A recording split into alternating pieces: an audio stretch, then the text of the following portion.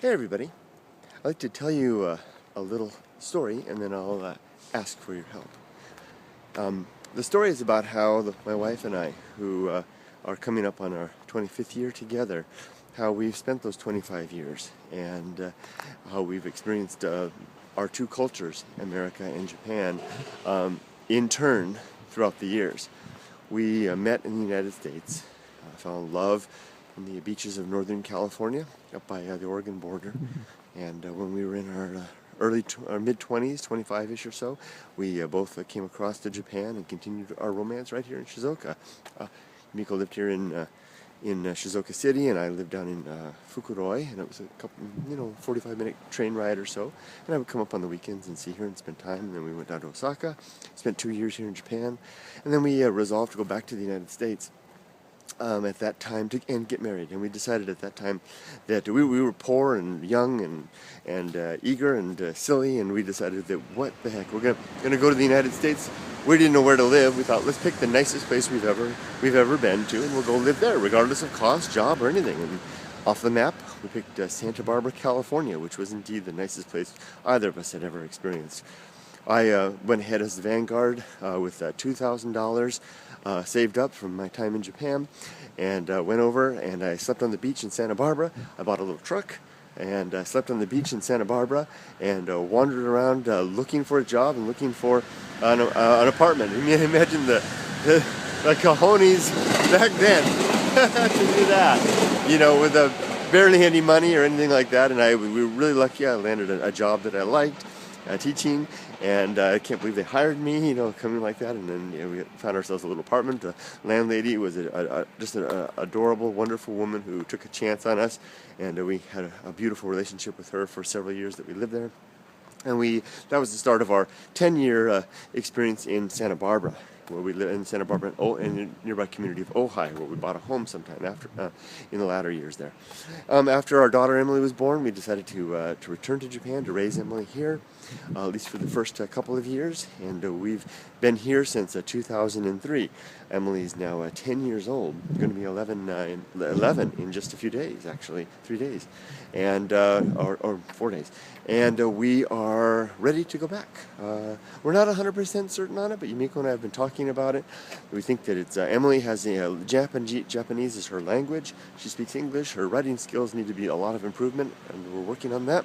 But her reading skills, but I think it's time for us to really begin entertaining the thought of going back. Now, I won't be able to do it in such a cavalier manner as I did when I was 25. I've got a lot of responsibilities. So we'll be looking, this is going to take several years, I think, for us to do this properly. And here's where, you've heard my story, now here's where my request for your help is going to come in. Yumiko and I have decided that if we're going to actually do this, we're going to basically do exactly what we did before. We're going to simply pick the nicest spot that we know of and return and start life there. We are fully confident that we can make a start. I know the economy's tough. I know times are tough, and that's why it's going to take us some time to do this, and to do it right. So what I'm wondering is, how was it? 18 years ago, when I was in this position in Japan of going back to the States, I had so little resources. When Yumiko and I were picking off the map where we were going to go to live, we had nobody to talk to. But now I've got this whole different world. There's all of you out there, and you have a lot of experience in really neat places. So I want to ask you guys, what is the neatest place that you know? I mean, don't worry about cost of living. Don't worry about jobs. Don't worry about any of that stuff. That stuff, I'm confident that we can work that out. And I won't leap before I look and have something in consideration. So just think, where's the best place you've ever been, spend a little time, that you could recommend to us. Now, here's the kind of criteria that we're after. And maybe keep this in mind if you're interested in helping us. We want to do something that's like Donnie and Maria Osmond, a little bit country, a little bit rock and roll. We don't want to live in a big city. We don't want to live in the heart of downtown LA or San Francisco or anything like that.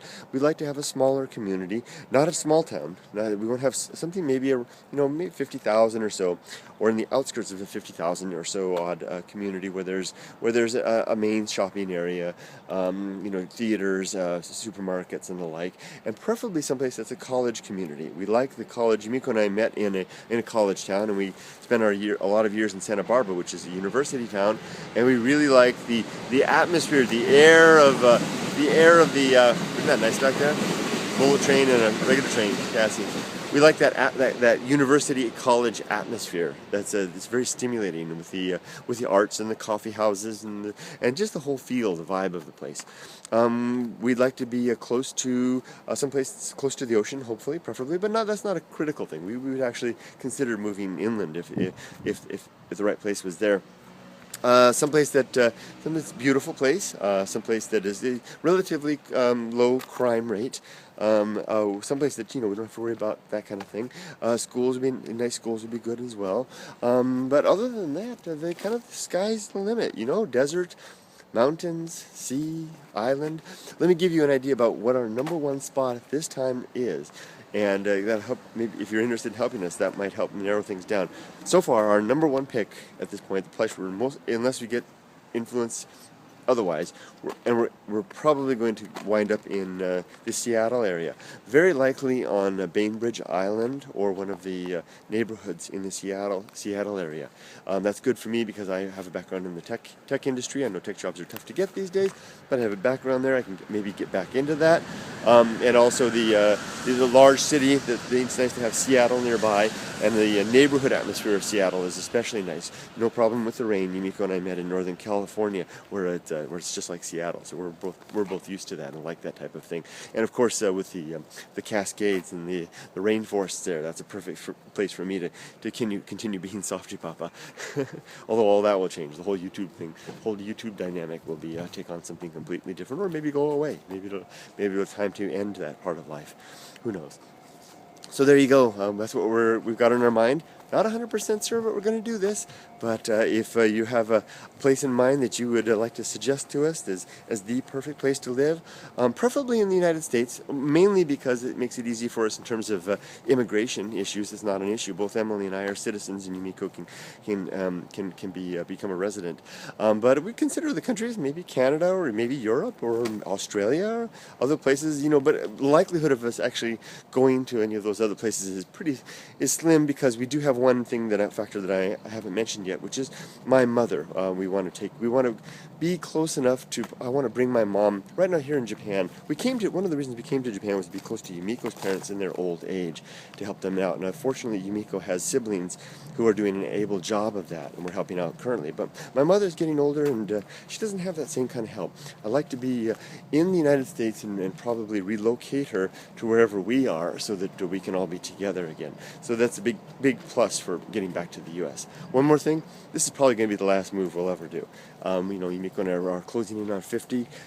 Give us another. If we moved within the next 3 years, that would give us another decade or so to dig our roots in, get ourselves a little cottage place someplace. Emily will be grown in another and out the door another 8 to 10 years, and Yumiko and I can settle down to a life together in our old age, and until I croak, and then she can be a golden girl. She teases me sometimes. She used to love the Golden Girls on TV. She used to always say, "I'm gonna have such fun," jokingly, Maybe she's not. Such fun one of those days. So anyway. Look at that beautiful sky. Isn't that nice back there? Hey, if you've got any suggestions, leave them in comments. Send me a message. Send a vid response. If you got a place that you live in and you want to show us. If you got the inclination, maybe take a little video. Show the place. We're going to come this summer. We're going to come back to the United States. Probably. Oh, I love the light there. We're going to come back to Seattle and this summer and tour the Seattle area. Spend some time in Bainbridge Island, maybe some other islands around there, and experience the place firsthand. So, hey, and if you've got some places in that area, if you're from Seattle and you've got some places you can recommend, that would really be appreciated, because we're actually going to do it. Hey, and if you want, maybe we can meet up and have some coffee at one of those famous Starbucks. Take care, everybody. Thanks for watching this long video. Bye-bye.